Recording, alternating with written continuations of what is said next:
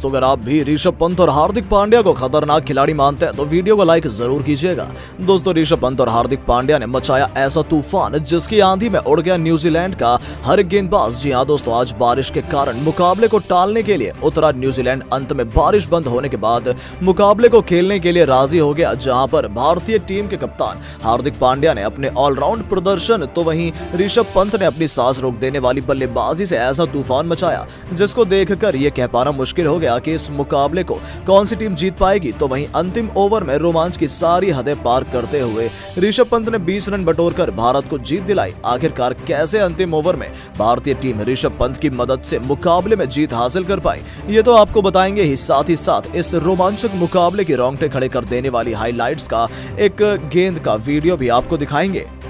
तो वीडियो को पूरा एंड तक जरूर देखिएगा। लेकिन उससे पहले आपको क्या लगता है, हार्दिक पांड्या और ऋषभ पंत में से कौन है खतरनाक खिलाड़ी? इस बात का जवाब नीचे दिए गए कमेंट बॉक्स में जरूर दें।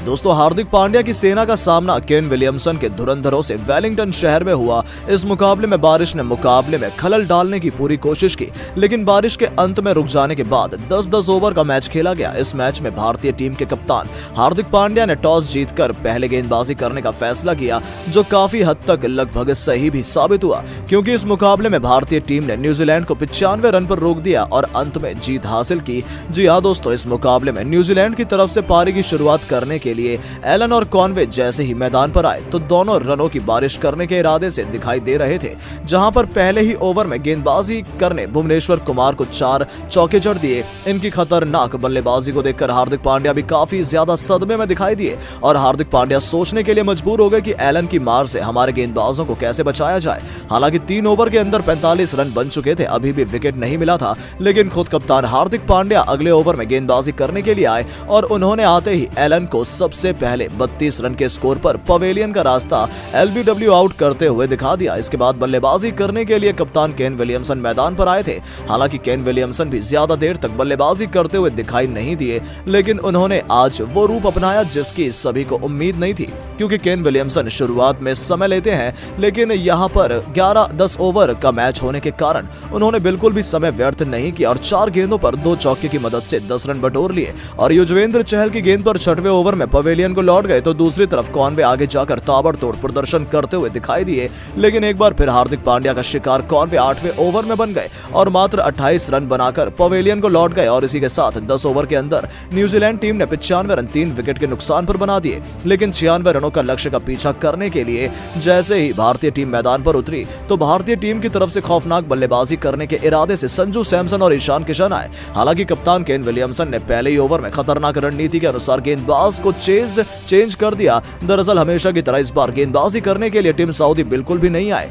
उनकी जगह पर गेंदबाजी करने के लिए लॉकी फर्ग्यूसन को बुला लिया गया, जहां पर लॉकी फर्ग्यूसन के सामने भारतीय टीम के दोनों सलामी बल्लेबाज ऐसे आउट हुए जैसा माले का धागा टूट गया हो। जी हां दोस्तों, पहले ओवर की पहली गेंद पर गोल्डन डक के रूप में ईशान किशन एलबीडब्ल्यू आउट हो गए, जिसके बाद बल्लेबाजी करने के लिए श्रेयस अय्यर आए। तो वहीं दूसरी तरफ से शानदार बल्लेबाजी कर रहे संजू सैमसन ने चौका तो लगाया, लेकिन उस चौके को सिर्फ खाता खोलने के लिए रखा गया था। हालांकि इसी ओवर की अंतिम गेंद पर लॉकी फर्ग्यूसन ने संजू सैमसन को 4 गेंदों पर 4 रन बनाने के बाद क्लीन बोल्ड कर दिया और भारत को सबसे बड़ा झटका दे दिया, जिसके बाद बल्लेबाजी करने के लिए सूर्य कुमार यादव आए और यहां पर तो फील्ड की बनावट में काफी ज्यादा बदलाव आ गया, जहां पर सूर्य की दहशत सभी के अंदर देखने को मिल रही थी, क्योंकि वर्ल्ड कप में उनका खतरनाक प्रदर्शन आज भी सभी की आंखों में दिखाई दे रहा था। लेकिन इसी बीच गेंदबाजी में ऐसा बदलाव हुआ जिसकी उम्मीद किसी को भी नहीं थी। अचानक से दूसरा ओवर कराने के लिए गेंदबाज सेंटनर को बुलाया गया, जहां पर उन्होंने एक ही ओवर के अंदर 2 बड़े झटके ले लिए, जहां पर सूर्य कुमार यादव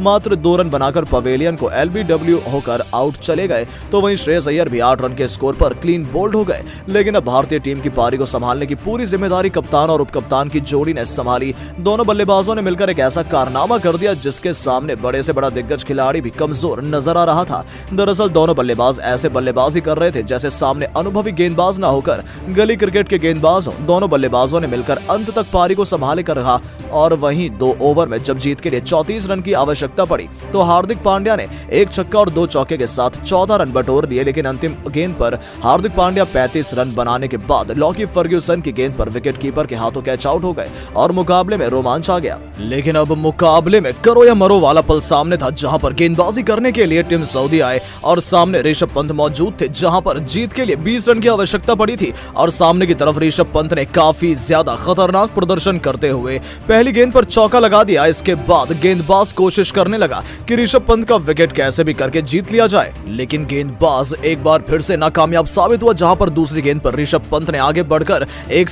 हाथ से चौका लगा दिया। जिस प्रकार से लगातार 2 गेंदों पर 2 चौके देखने को मिले, उसे देख तो लगने लगा था कि इस मुकाबले में भारतीय टीम आराम से जीत दर्ज कर लेगी,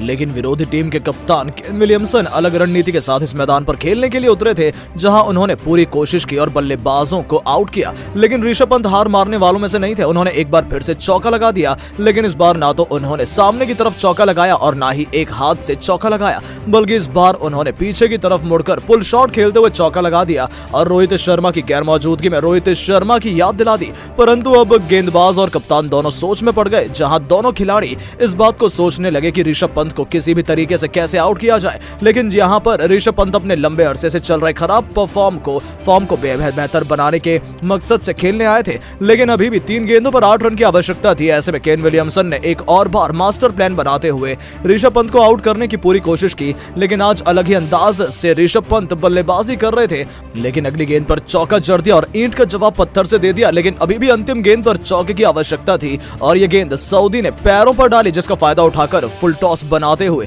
ऋषभ पंत ने सामने की तरफ छक्का जड़ दिया और अपना अर्धशतक पूरा किया और 50 रन की नाबाद पारी खेलकर भारत को जीत दिलाकर सीरीज में बढ़त बनाई। आपको बता दें, ऋषभ पंत ने इस मुकाबले के अंदर 23 गेंदों पर 50 रन की पारी खेली। इस बीच उन्होंने 5 चौके और 2 छक्के लगाए। इस बीच उनका स्ट्राइक रेट 220 का रहा। तो दोस्तों, आपको क्या लगता है, भारतीय टीम सीरीज जीत पाएगी या नहीं? अपनी राय हमें नीचे दिए गए कमेंट बॉक्स में जरूर दें और ऐसी शानदार खबरों के लिए चैनल को सब्सक्राइब जरूर करें। धन्यवाद।